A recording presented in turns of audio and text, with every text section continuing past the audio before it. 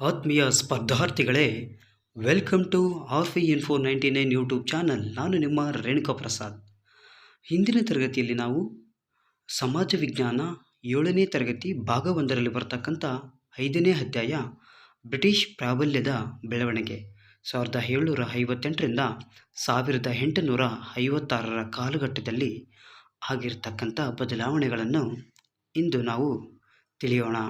ಹಾಗೆ ಈ ನನ್ನ ಚಾನಲ್ಗೆ ಇನ್ನೂ ಯಾರು ಸಬ್ಸ್ಕ್ರೈಬ್ ಆಗಿಲ್ವೋ ಸಬ್ಸ್ಕ್ರೈಬ್ ಆಗಿ, ತಪ್ಪದೇ ಬೆಲ್ಲೈಕನ್ ಒತ್ತಿ, ಹಾಗೆ ಲೈಕ್ ಮಾಡಿ, ಶೇರ್ ಮಾಡಿ ಎಂದು ಹೇಳುತ್ತಾ, ನಿಮಗೆ ಈಗಾಗಲೇ ಗೊತ್ತಿರೋ ಹಾಗೆ ಈ ಶಿಕ್ಷಣ ಇಲಾಖೆ ಅಧಿಕೃತವಾಗಿ ಜೂನ್ 30ರಂದು TET ಅಂದರೆ ಶಿಕ್ಷಕರ ಅರ್ಹತಾ ಪರೀಕ್ಷೆಯನ್ನು ನಡೆಸುತ್ತೇವೆ ಅಂತೇಳಿ ನಮಗೆಲ್ಲ ಮಾಹಿತಿಯನ್ನು ಕೊಟ್ಟಿರುತ್ತದೆ. ಹಾಗೆ ಅದಕ್ಕೆ ಪೂರಕವಾಗಿರ್ತಕ್ಕಂಥ ಎಲ್ಲ ಕಾರ್ಯಗಳನ್ನು ಕೂಡ ಈಗಾಗಲೇ ಶಿಕ್ಷಣ ಇಲಾಖೆ ಮಾಡ್ತಾ ಇದೆ. ಅದೇ ರೀತಿ ನಮ್ಮ ಒಂದು ಶಿಕ್ಷಣ ಇಲಾಖೆಯ ಮಂತ್ರಿಗಳಾಗಿರ್ತಕ್ಕಂಥ ಮಧು ಬಂಗಾರಪ್ಪ ಸಾರು ಕೂಡ ಈ ಒಂದು ವರ್ಷದಲ್ಲಿ 10,000 ಶಿಕ್ಷಕರ ನೇಮಕಾತಿ ಮಾಡಿಕೊಳ್ಳುತ್ತೇವೆ ಎಂದು ಕೂಡ ಅವರು ಕೂಡ ಭರವಸೆಯನ್ನು ನೀಡಿದ್ದಾರೆ. ಅದೇ ರೀತಿ 2,500 HSR ಕೂಡ ಕಾಲಿದೆ. ನಂತರ VA ಇನ್ನು ಮುಂತಾದ ಸ್ಪರ್ಧಾತ್ಮಕ ಪರೀಕ್ಷೆಗಳಿಗೆ ಈಗಾಗಲೇ ನೋಟಿಫಿಕೇಷನ್ ಹೊರಡಿಸಲಾಗಿದ್ದು, ಇನ್ನೂ ಕೂಡ ಹಲವು ಪರೀಕ್ಷೆಗಳಿಗೆ ನೋಟಿಫಿಕೇಷನ್ ಹೊರಡಿಸುವುದು ಬಾಕಿ ಇದೆ. ಇದೆಲ್ಲ ಮನಗಂಡಂಥ ನಾವು ಈ ಒಂದು ಪರೀಕ್ಷೆಗಳಿಗೆ ಸೂಕ್ತವಾಗಿ ತಯಾರಿ ನಡೆಸುವುದು ಒಂದು ಪ್ರಮುಖವಾಗಿದೆ. ಆದ್ದರಿಂದ ಸರ್ಕಾರಿ ಶಾಲಾ ಪಠ್ಯಕ್ರಮಗಳಾದ 6ರಿಂದ 10ನೇ ತರಗತಿವರೆಗೆ 6ರಿಂದ 12ನೇ ತರಗತಿವರೆಗೆ ಇರತಕ್ಕಂಥ ಶಾಲಾ ಪಠ್ಯಕ್ರಮಗಳನ್ನು ನಾವು ಓದುವುದು ಅನಿವಾರ್ಯವಾಗಿದ್ದು,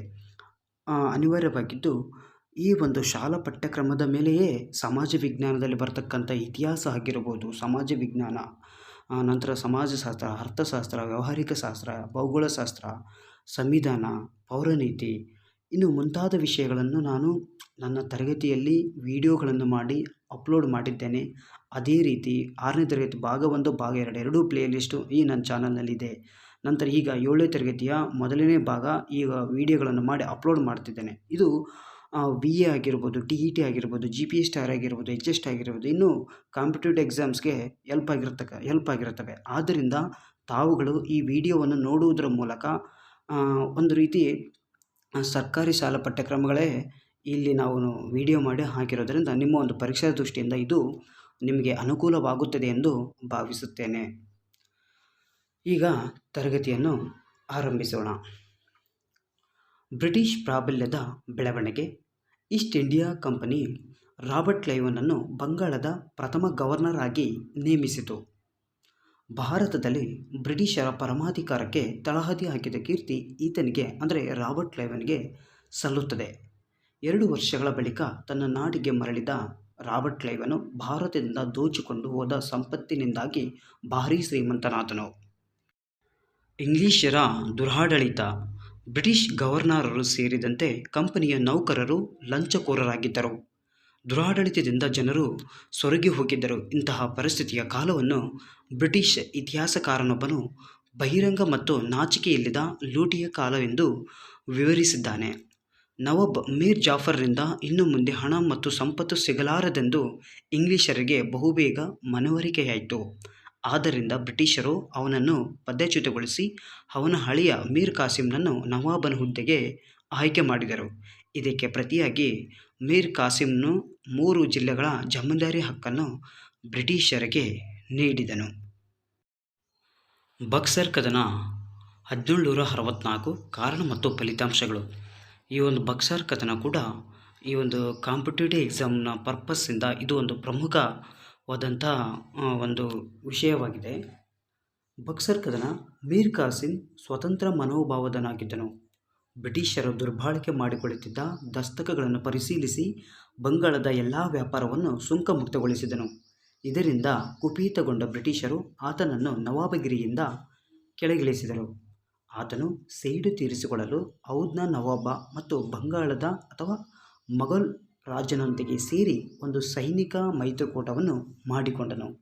ಈ ಮೈತ್ರಿಕೂಟವನ್ನು ಬ್ರಿಟಿಷರು ಬಕ್ಸರ್ ಎಂಬ ಪ್ರದೇಶದಲ್ಲಿ ನಡೆದ ಕದನದಲ್ಲಿ ಅವರನ್ನು ಸೋಲಿಸಿದರು.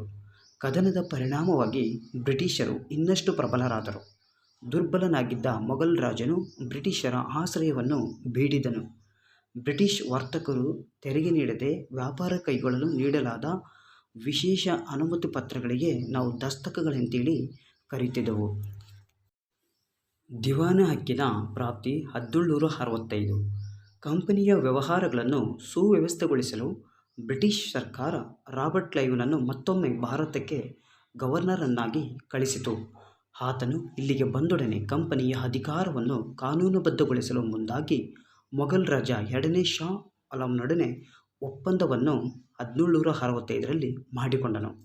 ಒಪ್ಪಂದದಂತೆ ಕಂಪನಿಯು ಪ್ರತಿ ವರ್ಷ 26 ಲಕ್ಷ ರೂಪಾಯಿಗಳನ್ನು ಮೊಘಲ್ ರಾಜನಿಗೆ ನೀಡಬೇಕೆಂದು ನಿರ್ಧರಿಸಲಾಯಿತು. ಇದಕ್ಕೆ ಪ್ರತಿಯಾಗಿ ಬ್ರಿಟಿಷರು ಬಂಗಾಳ, ಅಸ್ಸಾಂ, ಬಿಹಾರ್ ಮತ್ತು ಒರಿಸ್ಸಾ ಪ್ರಾಂತ್ಯಗಳ ದಿವಾನಿ ಹಕ್ಕನ್ನು ಪಡೆದರು. ದಿವಾನಿ ಎಂದರೆ ಭೂ ಕಂದಾಯವನ್ನು ಸಂಗ್ರಹಿಸುವ ಹಕ್ಕು ಎಂದು ಅರ್ಥ. ಇಲ್ಲಿ ನಿಮಗೆ ನೆನಪಿಟ್ಕೊಳ್ಬೇಕು, ದಿವಾನಿ ಎಂದರೆ ಏನು ಅಂತೇಳಿ TETನಲ್ಲಿ ಹಿಂದಿನ ಪ್ರಶ್ನಾಪತ್ರಿಕೆಗಳಲ್ಲಿ ಕೇಳಿದ್ದಾರೆ. ದಿವಾನಿ ಎಂದರೆ ಭೂ ಕಂದಾಯವನ್ನು ಸಂಗ್ರಹಿಸುವ ಅಧಿಕಾರ ಅಥವಾ ಹಕ್ಕು ಎಂದರ್ಥ.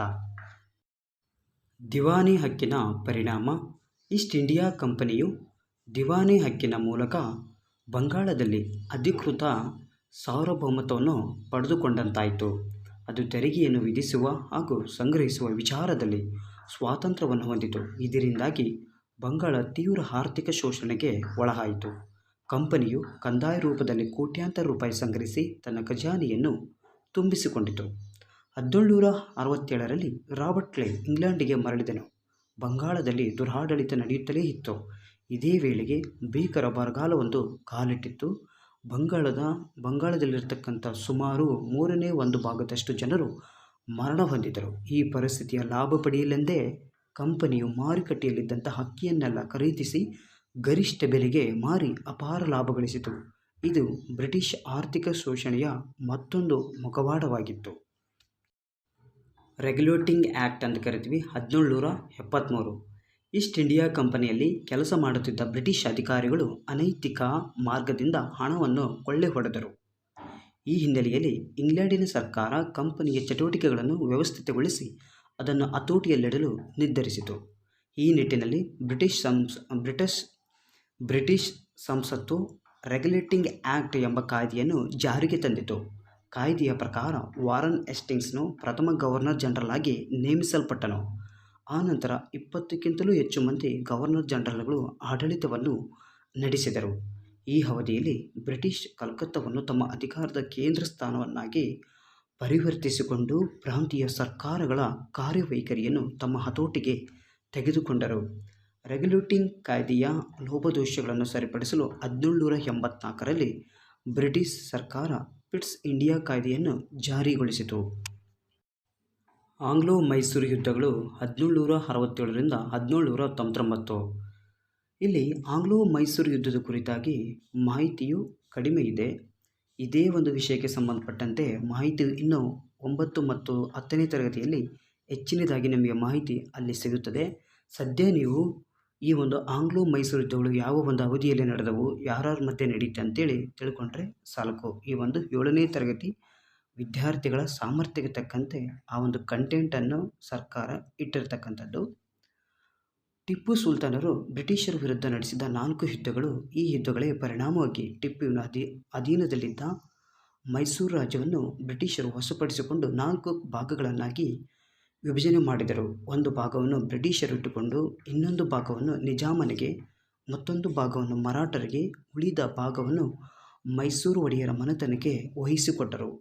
ಇದರಿಂದ ದಕ್ಷಿಣ ಭಾರತದಲ್ಲಿ ಬ್ರಿಟಿಷರ ಶಕ್ತಿ ಕ್ರಮೇಣ ವೃದ್ಧಿಸಿತು. ಆಂಗ್ಲೋ ಮರಾಠ ಯುದ್ಧಗಳು 1775ರಿಂದ 1818. 3ನೇ ಪಾಣಿಪತ್ ಕದನದಲ್ಲಿ ಪರಾಜಯಗೊಂಡ ಮರಾಠರು ಮತ್ತೆ ಚೇತರಿಸಿಕೊಂಡರು. ಆದರೆ ಅಲ್ಪಕಾಲದಲ್ಲಿ ಅವರಲ್ಲಿ ಅಂತಃಕಲಹಗಳು ಉಂಟಾದವು. ಇದರ ಲಾಭ ಪಡೆಯಲು ಇಂಗ್ಲಿಷರು ಹಲವು ರೀತಿಯ ಯುಕ್ತಿ ಮಾರ್ಗಗಳನ್ನು ಬಳಸಿದರು. ಜೊತೆಗೆ ಮರಾಠರೊಂದಿಗೆ 3 ಬಾರಿ ಯುದ್ಧ ಮಾಡಿದರು. ಇವುಗಳನ್ನು ಆಂಗ್ಲೋ ಮರಾಠ ಯುದ್ಧಗಳೆಂದು ಕರೆಯುತ್ತೇವೆ. ಅಂತಿಮವಾಗಿ ಪೇಶ್ವೆ ಬ್ರಿಟಿಷರಿಗೆ ಶರಣಾದನು. ಈ ಯುದ್ಧಗಳಲ್ಲಿ ಮರಾಠರು ಸೋತು ಅವರ ಸಮಸ್ತ ಪ್ರದೇಶಗಳು ಇಂಗ್ಲಿಷರ ವಶವಾದವು. ಇಂಗ್ಲಿಷರು ಪೇಶ್ವೆಯ ಪಟ್ಟವನ್ನು ಕೂಡ ರದ್ದುಪಡಿಸಿದರು. ಆ ಒಂದು ಅವಧಿಯಲ್ಲಿ ಮರಾಠರ ಒಂದು ಆಡಳಿತದಲ್ಲಿ ಅಸ್ತಿತ್ವದಲ್ಲಿದ್ದಂಥ ಪೇಶ್ವೆ ಎಂಬ ಪಟ್ಟವನ್ನು ಕೂಡ ಅವರು ರದ್ದುಪಡಿಸ್ತಾರೆ. ಆಂಗ್ಲೋ ಸಿಖ್ ಯುದ್ಧಗಳು 18ನೇ ಶತಮಾನದ ಉತ್ತರಾರ್ಧದಲ್ಲಿ ಸಿಖ್ಖರಲ್ಲಿ ಅನೇಕ ಪಂಗಡಗಳಿದ್ದವು. ಇಂತಹ ಪಂಗಡವನ್ನು ಮಿಸೈಲ್ ಎಂದು ಕರೆಯುತ್ತಿದ್ದರು. ರಣಜಿತ್ ಸಿಂಗ್ ಎಂಬ ಪರಾಕ್ರಮಿ ಯುವಕನು ಮಿಸೈಲ್ ಒಂದರ ನಾಯಕನಾಗಿದ್ದನು. ಈತನು ತನ್ನ 18ನೇ ವಯಸ್ಸಿನಲ್ಲಿ ಲಾಹೋರಿನ ಪಂಜಾಬ್ನ ರಾಜನಾಗಿದ್ದು ಸಿಖ್ಖರನ್ನು ಒಗ್ಗೂಡಿಸಿ ಪ್ರಬಲ ರಾಜಕೀಯ ಶಕ್ತಿಯಾಗಿ ಮಾರ್ಪಡಿಸಿದ ಕೀರ್ತಿ ಈತನಿಗೆ ಸಲ್ಲುತ್ತದೆ. ಸುಮಾರು 4 ದಶಕಗಳ ಕಾಲ ಪಂಜಾಬ್ ರಾಜ್ಯವನ್ನಾಳಿದ ಈತನು ಆಧುನಿಕ ಭಾರತದ ಓರ್ವ ಸ್ಮರಣೀಯ ಮಹಾರಾಜನಾಗಿದ್ದನು. ರಣಜಿತ್ ಸಿಂಗನ ಮರಣದ ನಂತರ ರಾಜ್ಯದಲ್ಲಿ ರಾಜಕೀಯ ಗೊಂದಲ ತಲೆದೋರಿತು. ಇಂತಹ ಸಂದರ್ಭವನ್ನೇ ಬ್ರಿಟಿಷರು ಕಾಯುತ್ತಿದ್ದರು. ಬ್ರಿಟಿಷ್ ಮತ್ತು ಸಿಖ್ಖರ ನಡುವೆ 4 ಯುದ್ಧಗಳು ನಡೆದವು. ಕೊನೆಗೆ ಇಬ್ಬರು ಸೋಲುವಂತಾಯಿತು. ಪಂಜಾಬ್ ರಾಜ್ಯ ಬ್ರಿಟಿಷರ ವಶವಾಯಿತು. ಅಫ್ಘಾನ್ ರಾಜನು ರಣಜಿತ್ ಸಿಂಗ್ ರಾಜಕೀಯ ಆಶ್ರಯವನ್ನು ಪಡೆದಿದ್ದನು. ಈ ಸಂದರ್ಭದಲ್ಲಿ ಕೊಹಿನೂರ್ ವಜ್ರವನ್ನು ಕೂಡ ರಣಜಿತ್ ಸಿಂಗನಿಗೆ ಉಡುಗೊರೆಯಾಗಿ ನೀಡಿದ್ದನು. ಬ್ರಿಟಿಷರ ಕುಟಿಲ ನೀತಿಗಳು. ಮೊದಲನೇದು ಸಹಾಯಕ ಸೈನ್ಯ ಪದ್ಧತಿ. ಲಾರ್ಡ್ ವೆಲ್ಲೆಸ್ಲಿ 1799 1805 ಇಲ್ಲಿ ಸಹಾಯಕ ಸೈನ್ಯ ಪದ್ಧತಿಯನ್ನು ಯಾರು ಜಾರಿ ತಂದರು, ಯಾವಾಗ ಜಾರಿ ತಂದರು ಮತ್ತು ಸಹಾಯಕ ಸೈನ್ಯ ಪದ್ಧತಿ ಅಂದ್ರೇನು ಎಂಬುದು ಚೆನ್ನಾಗಿ ಗೊತ್ತಿರಬೇಕಾಗ್ತಕ್ಕಂಥ. ಇದರ ಮೇಲೆ ಸ್ಪರ್ಧಾತ್ಮಕ ಪರೀಕ್ಷೆಗಳಲ್ಲಿ ಸಾಕಷ್ಟು ಬಾರಿ ಪ್ರಶ್ನೆಗಳನ್ನು ಕೇಳಿದ್ದಾರೆ. ಇಲ್ಲಿ ಲಾರ್ಡ್ ವೆಲ್ಲೆಸ್ಲಿ 1799 ಎಂಬ ಗವರ್ನರ್ನು ಬ್ರಿಟಿಷರ ಪರಮಾಧಿಕಾರವನ್ನು ಸ್ಥಾಪಿಸಲು ಉಪಾಯವೊಂದನ್ನು ಮಾಡಿದನು. ತಮ್ಮ ನೆರೆಯ ರಾಜ್ಯರಿಂದ ಅಪಾಯ ಉಂಟಾಗದಂತೆ ಬ್ರಿಟಿಷರ ಪಡೆಯಲು ಭಾರತದ ರಾಜರನ್ನು ಪ್ರೇರೇಪಿಸಿದನು. ಈ ನಿಟ್ಟಿನಲ್ಲಿ ಕೆಲವೊಮ್ಮೆ ಅವರನ್ನು ಬಲವಂತ ಕೂಡ ಮಾಡಿದನು. ಈ ಪದ್ಧತಿಯನ್ನು ಒಪ್ಪಿಕೊಂಡ ರಾಜರು ಇಂಗ್ಲಿಷ್ ಸೇನಾಪಡೆಯನ್ನು ತಮ್ಮ ರಾಜ್ಯದಲ್ಲಿ ಇಟ್ಟುಕೊಂಡು ಅದರ ಖರ್ಚು ವೆಚ್ಚವನ್ನು ನಗದು ರೂಪದಲ್ಲಿ ಬ್ರಿಟಿಷರಿಗೆ ನೀಡಬೇಕಿತ್ತು. ಇಲ್ಲವೇ ರಾಜ್ಯದ ಭೂಭಾಗವೊಂದನ್ನು ಬ್ರಿಟಿಷರಿಗೆ ಹಸ್ತಾಂತರಿಸಬೇಕಿತ್ತು. ಬ್ರಿಟಿಷರು ಈ ನೀತಿಯನ್ನು ಸಹಾಯಕ ಸೈನ್ಯ ಪದ್ಧತಿ ಎಂದು ಕರೆದರು. ಇದನ್ನು ಒಪ್ಪಿದ ಭಾರತೀಯ ಸಂಸ್ಥಾನಗಳು ಬ್ರಿಟಿಷರ ಸೈನಿಕ ವೆಚ್ಚವನ್ನು ತಾವೇ ಭರಿಸುವಂತಾಯಿತು. ಎರಡನೆಯದು ಸಹಾಯಕ ಸೈನ್ಯ ಪದ್ಧತಿಯ ಪರಿಣಾಮಗಳು. ಸೈನಿಕ ವೆಚ್ಚದ ಅಗಾಧ ಹೊರೆಯು ಭಾರತದ ರಾಜ್ಯಗಳನ್ನು ಆರ್ಥಿಕವಾಗಿ ದುರ್ಬಲಗೊಳಿಸಿತು. ಬ್ರಿಟಿಷರು ಭಾರೀ ಭೂಪ್ರದೇಶಗಳನ್ನು ತಮ್ಮ ಹತೋಟಿಗೆ ತೆಗೆದುಕೊಂಡರು. ಈ ಪದ್ಧತಿಯನ್ನು ಒಪ್ಪಿಕೊಂಡ ರಾಜರು ಪರೋಕ್ಷವಾಗಿ ಬ್ರಿಟಿಷರ ಅಧೀನರಾದರು. ಈ ನೀತಿಗೆ ಒಳಪಟ್ಟ ರಾಜ್ಯಗಳು ತಮ್ಮ ಪರಮಾಧಿಕಾರವನ್ನೇ ಕಳೆದುಕೊಂಡಂತಾಯಿತು. ದತ್ತು ಮಕ್ಕಳಿಗೆ ಹಕ್ಕಿಲ್ಲ ನೀತಿ. ದತ್ತು ಮಕ್ಕಳಿಗೆ ಹಕ್ಕಿಲ್ಲ ನೀತಿಯು ಲಾರ್ಡ್ ಡಾಲ್ಹೌಸಿಯು 1848 1856 ಎಂಬ ಗವರ್ನರ್ ಜನರಲ್ನು ಜಾರಿಗೆ ತಂದನು. ಯಾವುದೇ ಭಾರತದ ರಾಜನಿಗೆ ಮಕ್ಕಳಿಲ್ಲದಿದ್ದರೆ ದತ್ತುಪುತ್ರರಿಗೆ ಪಟ್ಟವೇರುವ ಹಕ್ಕಿಲ್ಲವೆಂದು ಇವನು ಘೋಷಣೆ ಮಾಡಿದನು.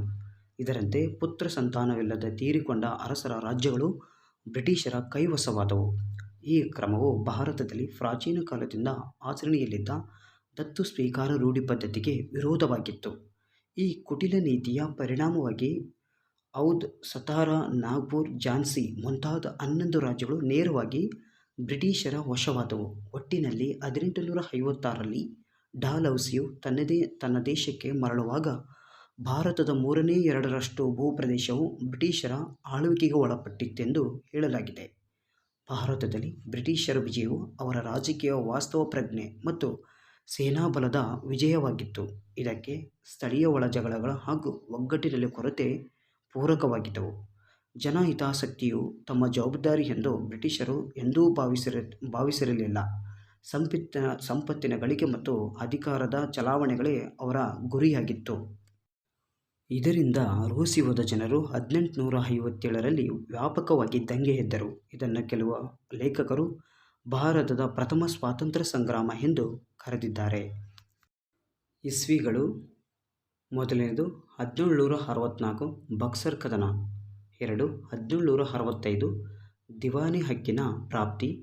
3 1799 1805 ವೆಲ್ಲೆಸ್ಲಿಯ ಆಡಳಿತ ಸಹಾಯಕ ಸೈನ್ಯ ಪದ್ಧತಿ ಜಾರಿ.